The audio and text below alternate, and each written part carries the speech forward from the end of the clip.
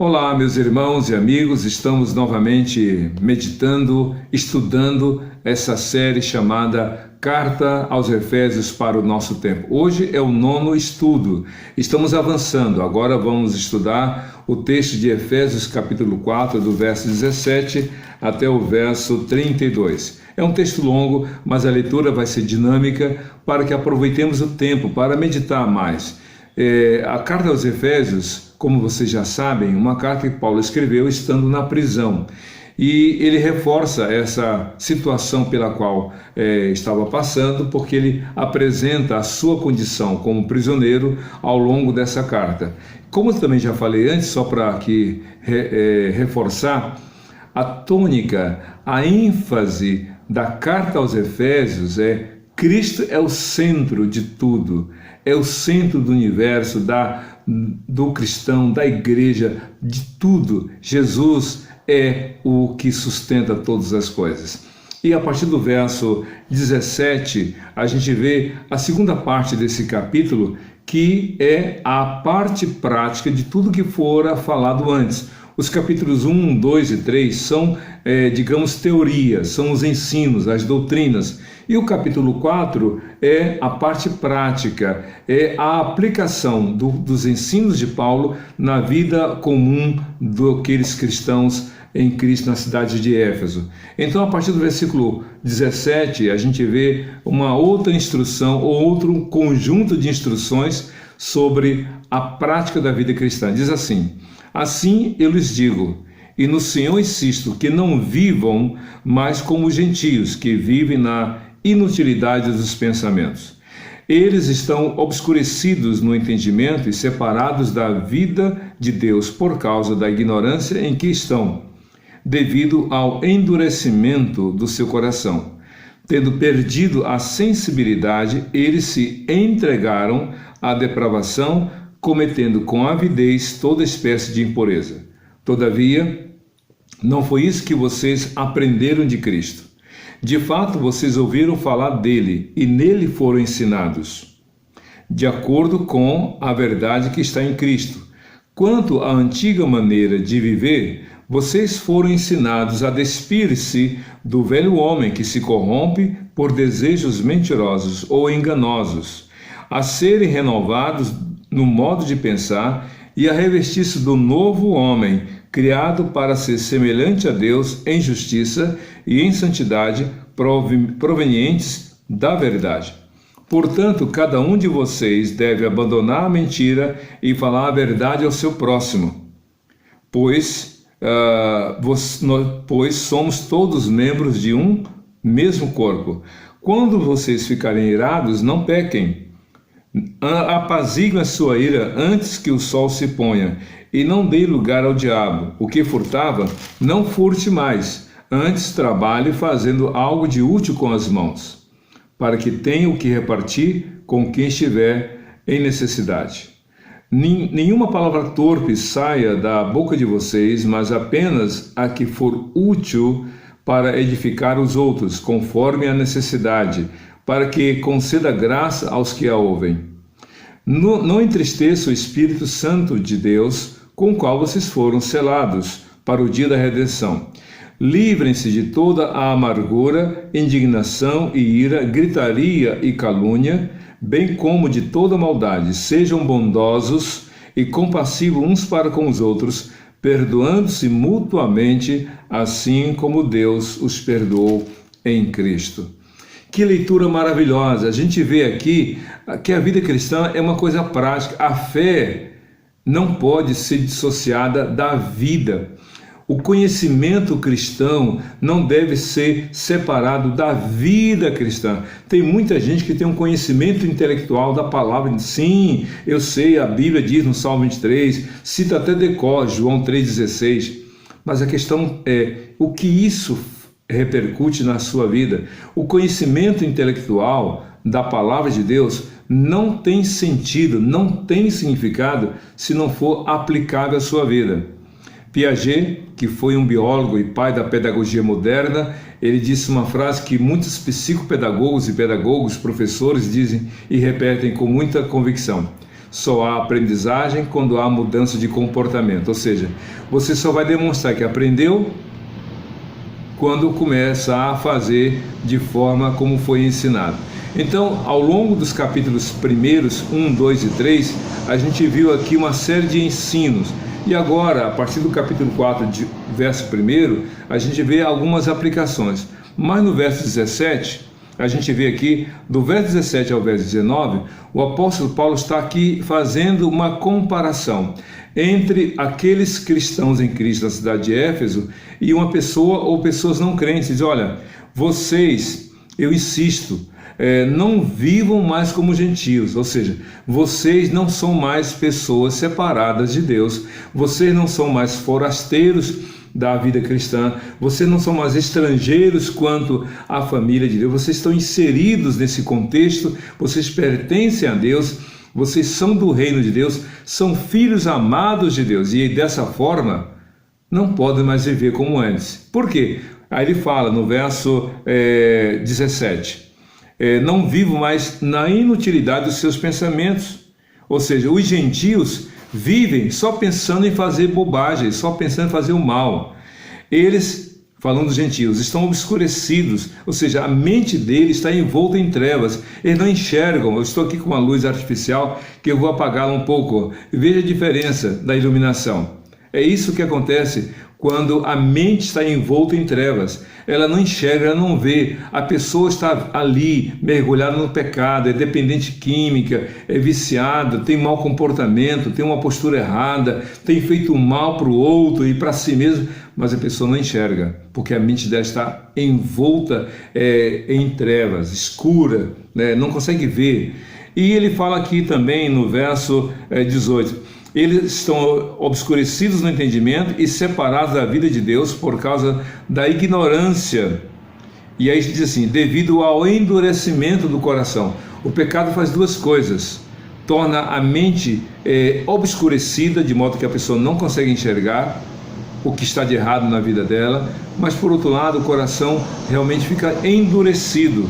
Aí no verso 19, tendo perdido a sensibilidade.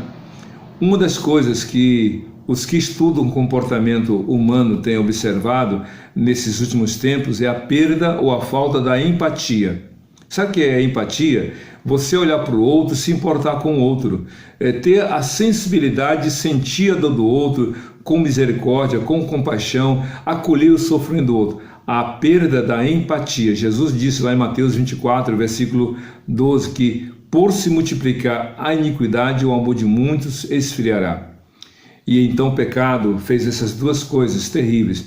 Obscureceu a mente, a pessoa não consegue enxergar que está errada, que está distante de Deus, que está condenada ao inferno, e endureceu o coração. Quantas pessoas têm lido a palavra de Deus, tendo ouvido a palavra de Deus, dizem, não quero saber, isso é coisa de gente tapada, tem gente que não crê em Deus. Eu me lembro de uma pessoa que ela falava assim para mim, ela era uma professora universitária, ela disse, pastor, claro que eu queria ser como vocês, crentes, assim, e fazer esse gesto.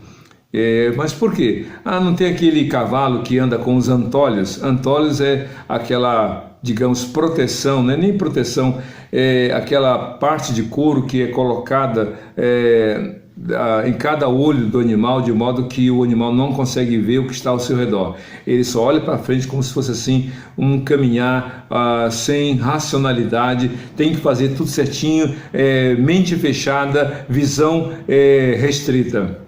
E disse para ela, professora, a senhora está equivocada. O cristão não vive, não é assim, de olhos fechados para a realidade.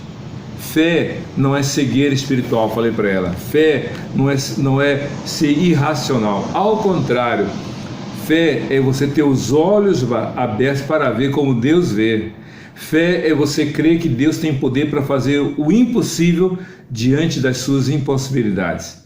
Então, fé é um ato de pensar, de avaliar. Eu não posso, mas Deus pode. Eu não tenho, mas Deus tem. Eu não sei, mas Deus sabe. Para Deus tudo é possível.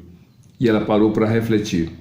Só que o pecado, então, o que é que ele faz? Ele entenebrece a mente e endurece o coração.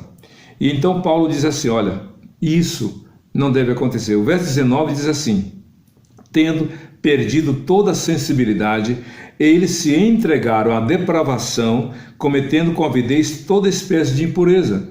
Uma pessoa com um coração duro e uma mente fechada, ela pode estar mergulhada na lama e achar que está num paraíso, com águas límpidas, transparentes. É isso. É isso que acontece com a pessoa mergulhada no pecado. Ela não consegue enxergar e ela não tem a sensibilidade para ouvir e atentar para as coisas de Deus. Pois bem, diante desse quadro tão dramático que Paulo pinta a respeito daqueles que não creem em Deus, diz: olha, vocês eram assim. Vocês viviam desse jeito. É mais ou menos isso que ele está falando. Vocês no passado faziam isso. Vocês no passado agiam dessa forma. E olha que Paulo não está se considerando o melhor deles, o melhor sobre eles. Até porque Paulo, em 1 Timóteo capítulo 1, ele mesmo faz a confissão de que ele era blasfemo, que ele era insolente, que ele era perseguidor quando não conhecia Jesus. Ele admite: e eu fiz tudo isso na ignorância, porque não conseguia ver a obra de Deus. E então ele fala para os cristãos em Cristo na cidade de Éfeso: não façam isso. Vocês eram assim, agora são novas criaturas no Senhor.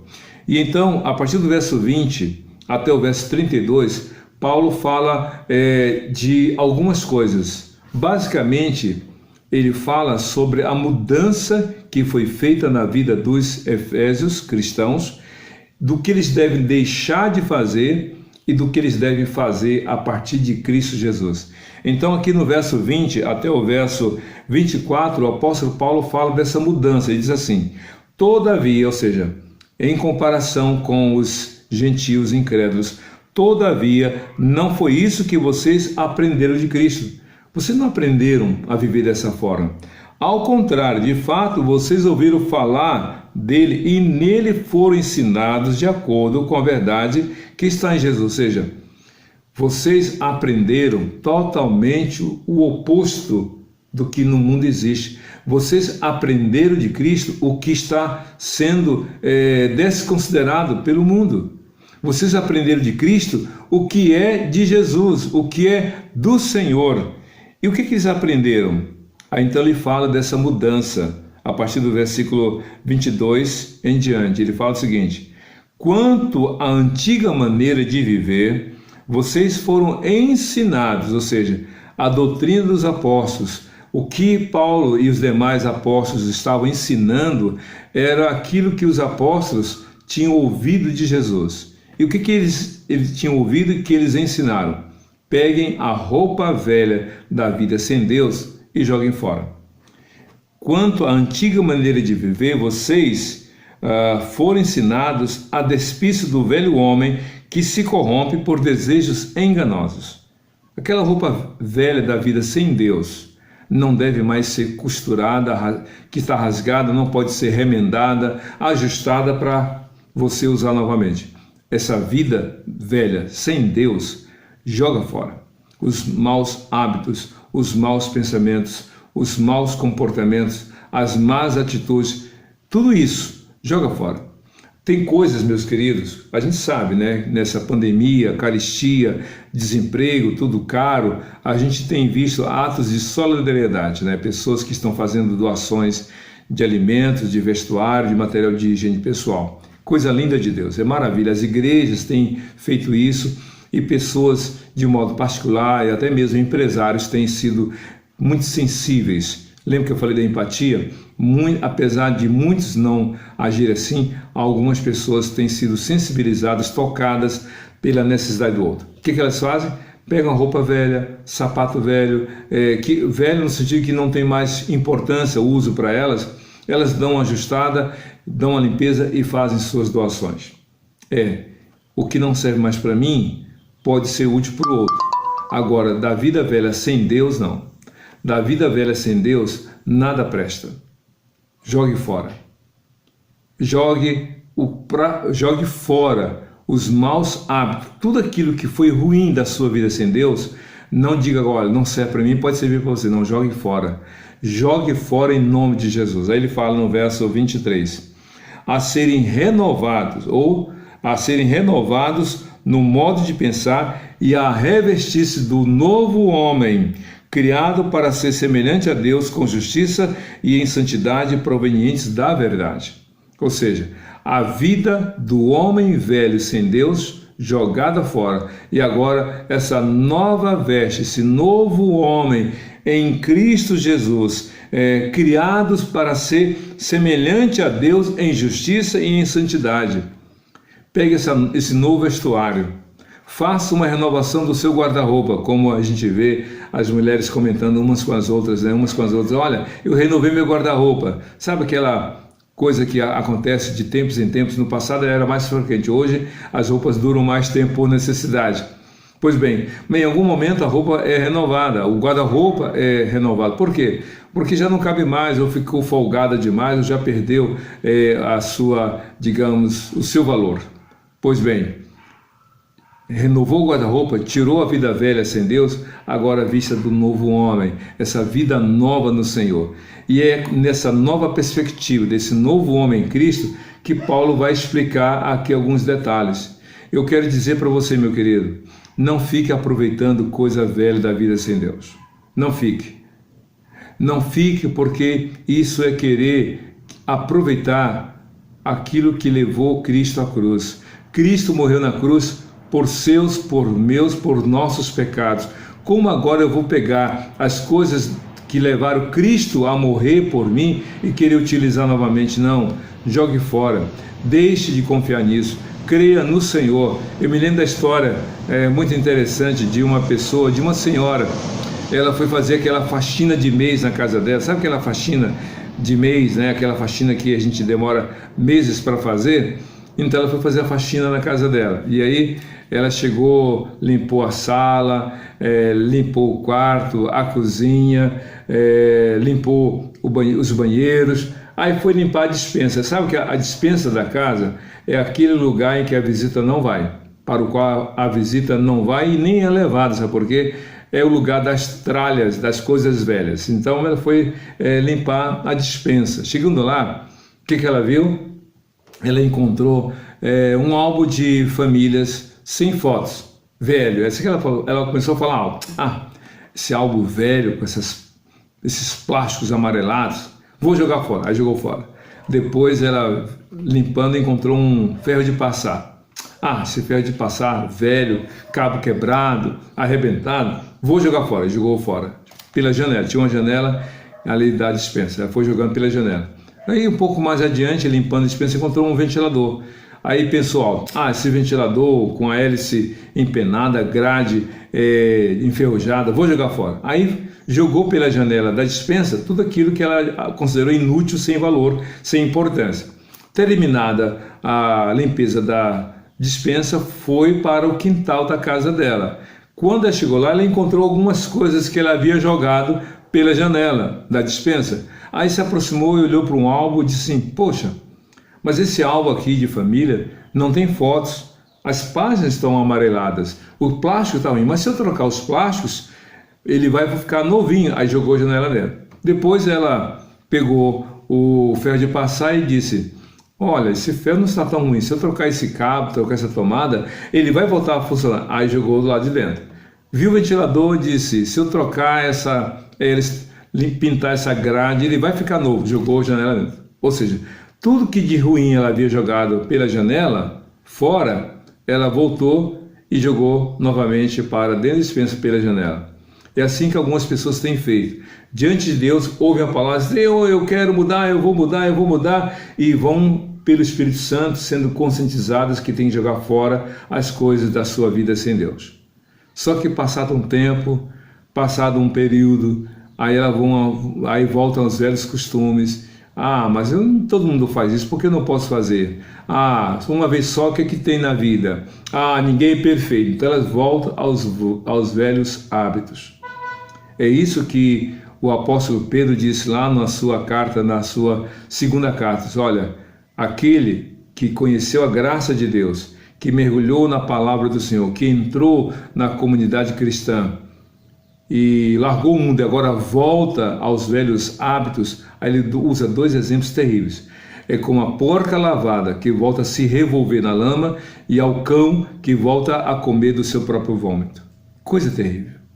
Joguem fora O apóstolo diz, olha, joguem fora a vida velha sem Deus e passe a usar aquilo que diz respeito à vida do novo homem em Cristo, para ser semelhante a Deus em justiça e em santidade. E aí, a partir do verso 25 até o verso 32, ele vai falando de duas coisas: o que deve ser deixado e o que deve ser praticado. O que deve ser deixado tem a ver com o velho homem que não deve mais ser praticado. E o que deve ser posto em prática tem a ver com o novo homem em Cristo Jesus. O que ele fala? Verso 25. Portanto, cada um de vocês deve abandonar a mentira e a falar a verdade ao seu próximo, pois somos todos membros de um mesmo corpo.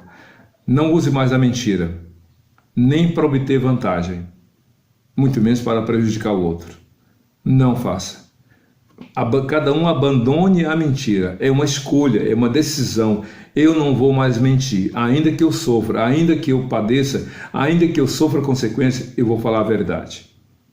E no verso 26, portanto, quando vocês ficarem irados, não pequem, apaziguem a sua ira antes que o sol se ponha. O que Paulo está dizendo? A ira não é pecado. A gente confunde a ira de Deus com a ira da gente. E aí o que acontece?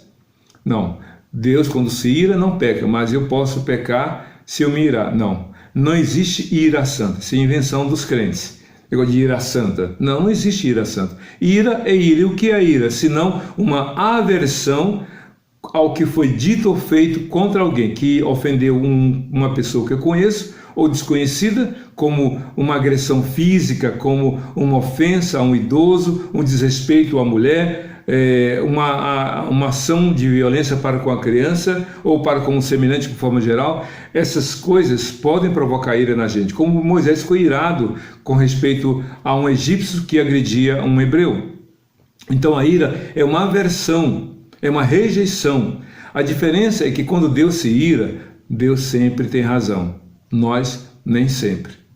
Quando Caim se irou, Deus disse, por que você está irado? Ou seja, não havia razão para Caim ficar irado com respeito a Abel, Gênesis capítulo 4.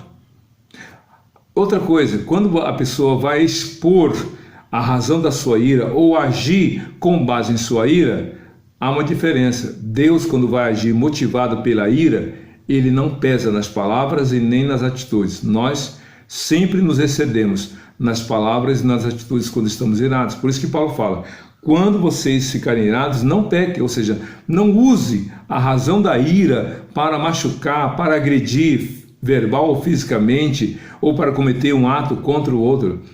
Irem quando ficarem irados, não é uma questão de você viver irado. Quando ficarem, não pequem. Aí diz o texto, apazigue a sua ira antes do sol se pôr, ou seja, não alimente, não guarde a ira, porque quando a pessoa guarda a ira vira mágoa.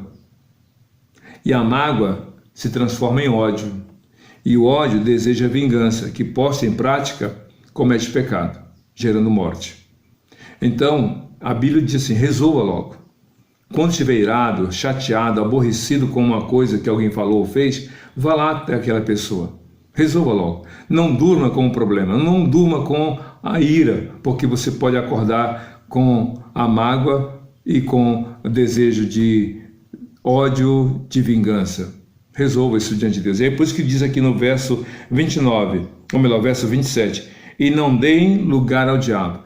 Quem guarda a ira no coração, essa ira é como uma semente, que se não for resolvida, vai brotar mágoa, e mágoa vai se transformar em ódio, e ódio vai provocar desejo de vingança, e vingança vai dar lugar ao diabo. Não dê lugar ao diabo. Por que muita gente morre?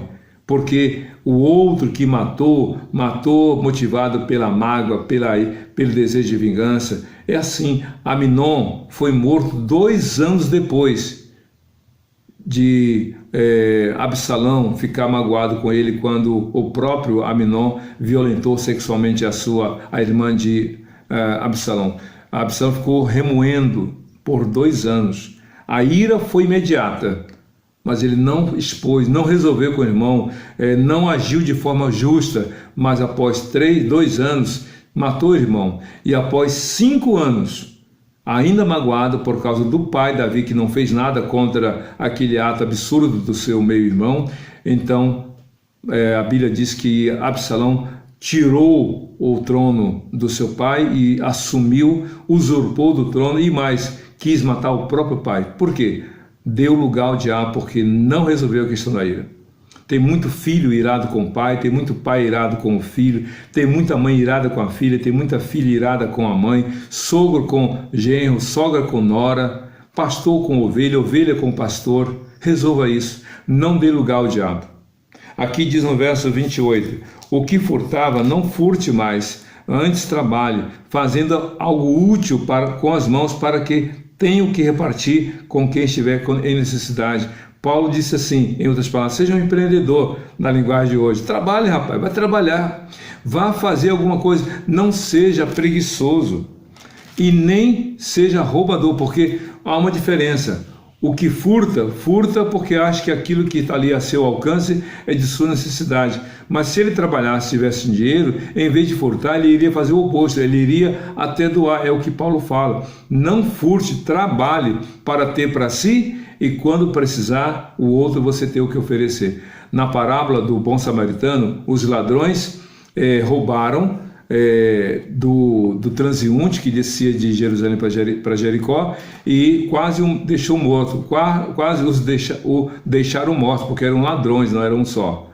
O levita e o fariseu passaram ao largo, ou melhor, o levita e o sacerdote passaram ao largo e não ajudaram, mas o samaritano, movido de compaixão, se aproximou do ferido, colocou vinagre e azeite e ali amenizou o sofrimento. Ele colocou sobre a sua montaria, levou para a hospedaria, pagou ali, cuidou dele por 2 dias e depois disse, olha, cuida dele, pagou adiantado, aquilo poderia ser despesa, disse, olha, cuida e se precisar na volta eu pago. Ou seja, você, em vez de ficar furtando, agir de forma irresponsável, trabalhe para ser bênção para outras pessoas, disse Paulo. E aí no verso 29 em diante, ele fala de outra postura. Ele diz assim, nenhuma palavra torpe saia da boca de vocês, mas apenas a que for útil para edificar os outros conforme a necessidade, para que conceda graça aos que a ouvem. Há pessoas que xingam, falam palavrão direto, não se importa com o outro. Agora não sai da boca de vocês o que é ruim, só o que for bom, que vá edificar a vida dos outros. E no verso 30, se aproximando do final, ele diz assim, não entristeçam o Espírito Santo de Deus, com o qual vocês foram selados para o dia da redenção. O que é entristecer o Espírito Santo?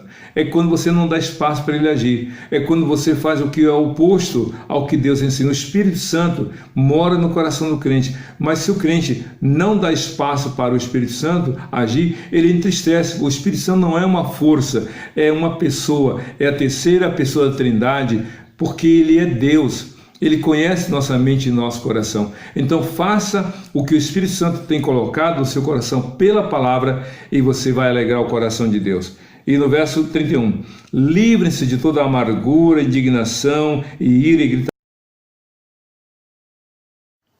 O texto fala de ira, amargura, gritaria, calúnia, bem como de toda maldade. Vou ler todo o verso 31.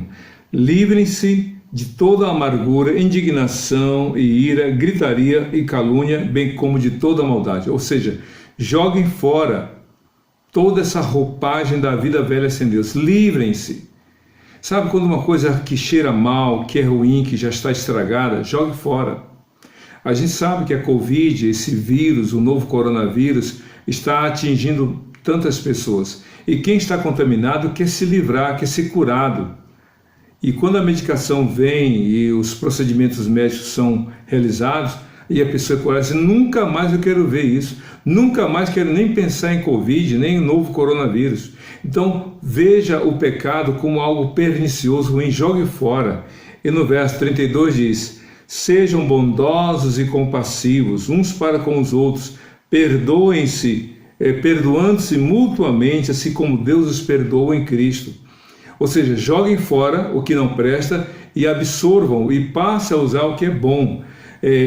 Sejam bondosos, ou seja, essa roupagem da vida nova, que agora está fazendo parte da sua vida, não é uma segunda pele, é a nova vida. E aí mais, todas essas coisas começam e têm como base o perdão, porque diz assim, perdoando-se mutuamente, assim como Deus os perdoa em Cristo. Você só é o que é hoje por causa de Jesus. Eu só sou hoje o que eu sou por causa de Jesus. Então essa vida nova começa com o perdão dos nossos pecados, porque Cristo morreu na cruz. Confie em Jesus, viva a vida cristã conforme a palavra de Deus e seja feliz, porque felicidade só em Jesus, Senhor e Salvador de todo aquele que nele crê, hoje e para todo sempre. Amém e amém. Que Deus te abençoe.